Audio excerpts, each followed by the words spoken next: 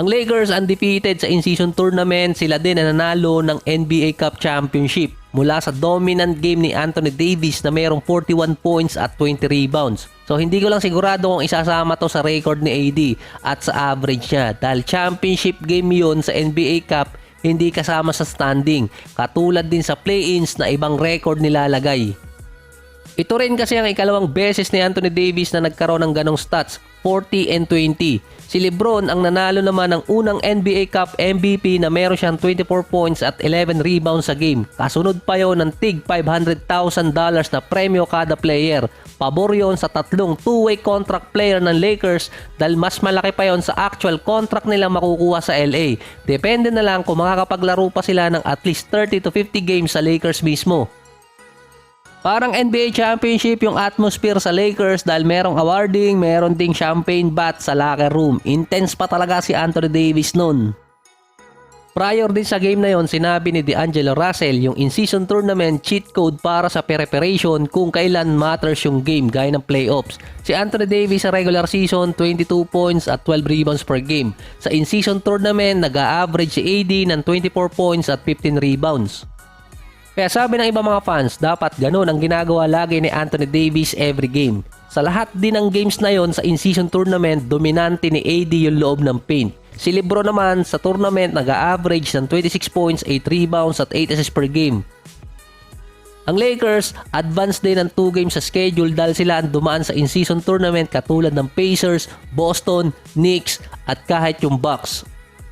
Sila din ang 4th best team sa West sa ngayon sa home court. Sila din ang 3rd best team naman sa nakaraang linggo na merong 7-3 record at merong 3-game winning streak. Based sa sinabi ni D'Angelo Russell na yung in-season tournament ay preparation sa mga importanteng games kaso wala pa sa mid-season. Kung maitutuloy pa ng Lakers yun until April, doon magkakaalaman dahil ang sinabi ni Coach Rick Carlisle, nasa prime pa rin si LeBron, going 39 years old na siya by December or end of December. Nakakapag-dominate pa rin ng game ngayon si LeBron sa mga importanteng game. Sa ibang balita naman, almost 10 days na lang matatapos na ang suspension kay Ja Morant. Nasa 4 games na lang din yun. Base kay Commissioner Adam Silver, kinausap na niya si Ja Morant pati yung team. Meron kasi mga condition doon pero unpublicly dinisclose na kailangan gawin si Ja Morant bago talaga makabalik sa team. Isa doon, hindi siya pwedeng masangkot sa gulo na naman.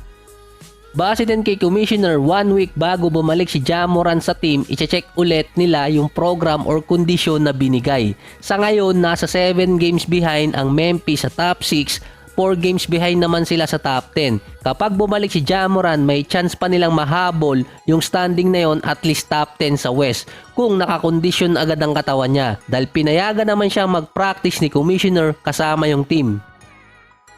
Si Kyrie Irving naman noong last game versus Portland nabagsakan ni Norman Powell. Habang nasa game na yon, sinabi pa ng mga announcer si Kyrie lumabas ng arena na naka-wheelchair pero wala naman akong makitang clip.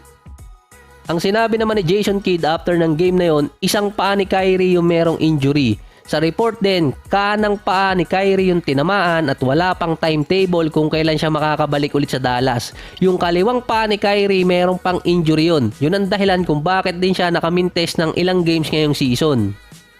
Dalawang magkaibang report kasi ng injury ang binigay kay Kyrie. Yung isa, bruise sa kanang paa. Yung isa naman, right heel contusion. Hindi malalang injury yon ayon sa mga report. Pero makakamintis nga lang ng ilang games si Kyrie. Hindi na rin siya sumama sa biyahe ng Dallas papuntang Memphis dahil back-to-back game din naman yun sa home court nila, kalaban naman yung Lakers. Kasama si Kyrie, 4 na main players nila ang merong injury. Si Josh Green, Maxi Kleber at si Grant Williams.